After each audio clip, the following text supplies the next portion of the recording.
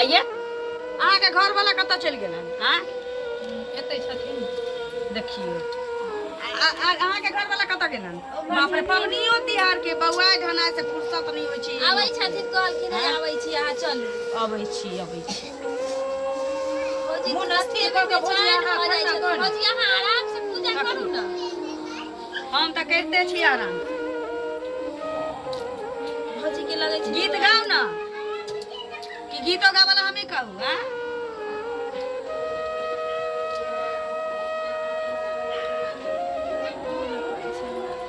बाप रे बेलूरी सब छी हमर तेने हमर न तेने हमर दियादी।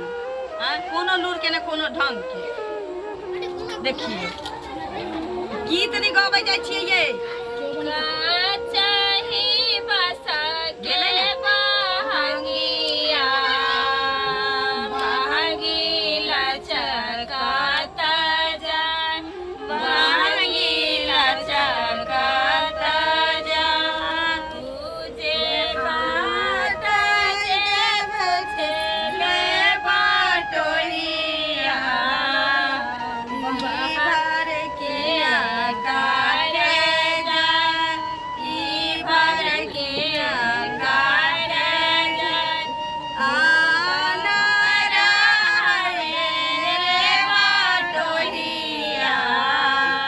ई भर छठी मैया के जान ई भर छठी मैया के जान। गीत आबै छै लेकिन दम की साथ नहीं रहे छी मोर गला में चले। केरवा के पात पर उगेलन सूरज देव झाके झुके नारियल के पात पर उगेलन सूरज मल झाके झुके करेलू छठ बरतिया से जगरा लागे करेलू छठ बरतिया से केकरा लागे हमरो से भैया कवने ऐसन भैया से हुनके लागी हमरो से भैया कवने ऐसन भैया से हुनके लागी करेली छठ बरतिया से हुनके लागी नारियल के पात पर उगेलन सूरज मल झाके झुके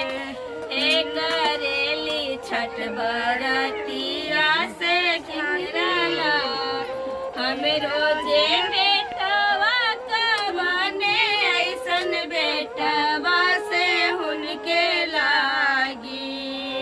करेली छठ बरतिया से हुनके लागी निबुआ के पात पर उगेलन सूरज झाके झुके करेलू छठ बरतिया से झाके झुके हमरो जे स्वामी कहल ऐसन स्वामी से हुनके लागी करेली छठ बरतिया से हुनके लागी करेली छठ बरतिया से उनके लागी। हाँ सबके गोर लागल बजाइयो न तुझे चारही खाना केरा पोखरा पोखर जोड़ा से भरी पोखर जल से भरी उजे लियू ना सबे बाबू धोती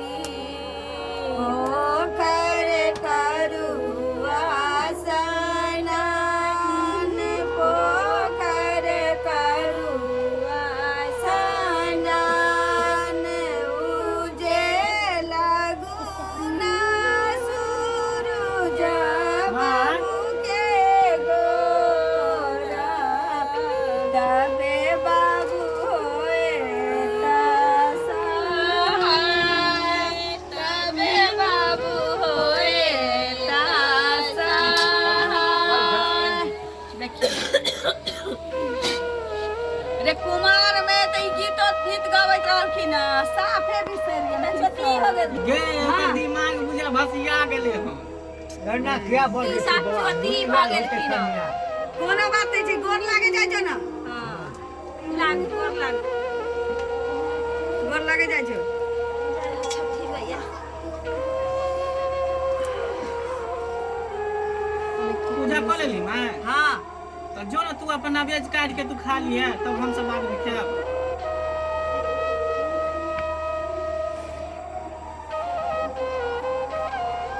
गोर लागे जाइ छ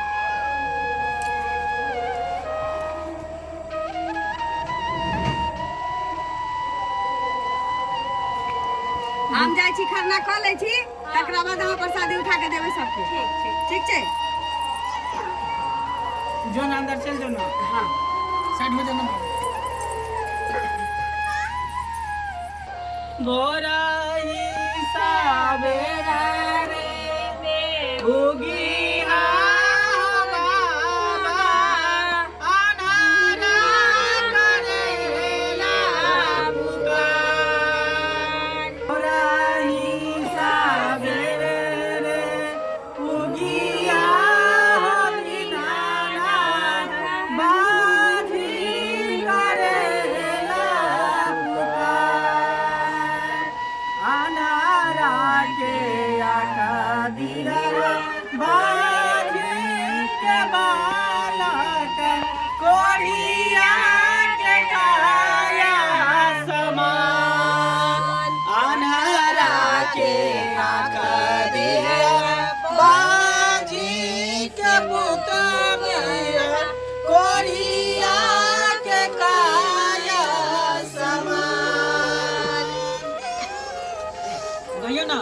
साधु के थारी दीनानाथ उगले किरनिया है दीनानाथ कहारे लागली आती देरा से भका लोग बाट जाए लिया तू नवेज काले खा ले प्रसादी दियौ न तखन से अहाँ सब गीत नाद केने छी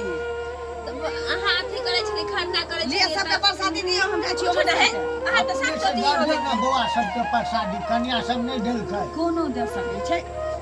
त तखन से दीदी बौआ सबके अहाँ खर्चा पावन करिए है ना कोनो बात नहीं छै कोनो दे सकै हां हां हां दियौ नेमान के दियौ बाबू के नी जगह दियौ हां लिया सबके दियौ भाग ले क्या बाबू बहुत कुछ हम कति खबर बुझी लिया अहूँ सब खाओ देखिए ना बाबा आ सब खाओ अहाँ ले लियो ना चलू